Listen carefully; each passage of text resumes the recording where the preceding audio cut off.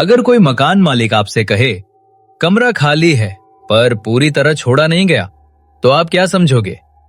क्योंकि मैंने room number 309 लिया था और आज भी वो कमरा खाली नहीं है।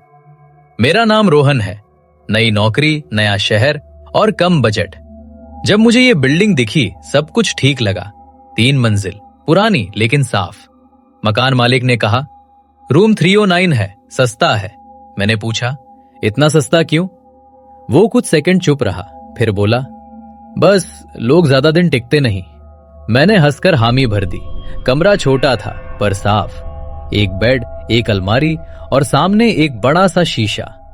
रात 11 बजे मैं सोने चला गया, लेकिन ठीक 3:09 AM पर मेरी नींद टूट गई। कोई आवाज नहीं, बस ऐसा लगा जैसे कोई मेरे बिस्तर पर बैठा हो। गद्दा थोड़ा सा दबा हुआ था। अगली सुबह बाथरूम के शीशे पर एक नाम उभरा, विक्रम। मैंने सोचा नमी होगी, लेकिन रात को फिर वही हुआ। 3:09 AM स्विच अपने आप ऑफ और अलमारी से दवाई की गंध। मैंने मकान मालिक से पूछा पिछला किराएदार कौन था? वो बोला नाम जानकर क्या करोगे? मैंने कहा कमरे में किसी का नाम लिखा मिलता है। वो अचानक बोला 309 में नाम नहीं पूछते।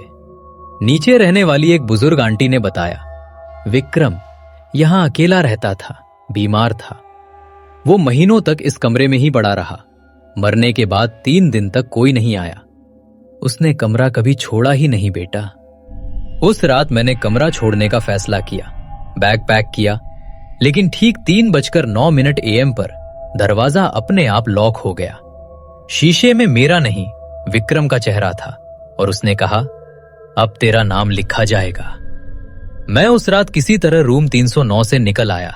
कोई चीख नहीं, कोई पीछा नहीं, बस एक अजीब सी जल्दबाजी, जैसे कमरा खुद चाहता हो कि मैं चला जाऊं। मैंने कमरा बदल लिया। नया घर, नई जगह, जिंदगी फिर से सामान्य दिखने लगी। लेकिन अब मैं किसी भी कमरे में लाइट बंद करके नहीं सो पाता, क्योंकि जैसे ही अंधेरा होता है मुझे ऐसा लगता है कि कोई मेरी पीठ के पास बैठा है। कभी कभी गद्दा हल्का सा दबता है, इतना नहीं कि दिखे, बस इतना कि महसूस हो। और उसी पल मेरे दिमाग में एक ही चीज आती है, 3:09 AM। डॉक्टर कहते हैं ट्रॉमा है, भूल जाओगे, लेकिन उन्हें क्या पता। आज भी जब किसी कमरे का किराया जरूरत से ज्यादा सस्ता होता है या कोई मकान मालिक ये कहता है कमरा खाली है, मेरे हाथ अपने आप रुक जाते हैं, क्योंकि कुछ कमरे कभी पूरी तरह खाली नहीं होते।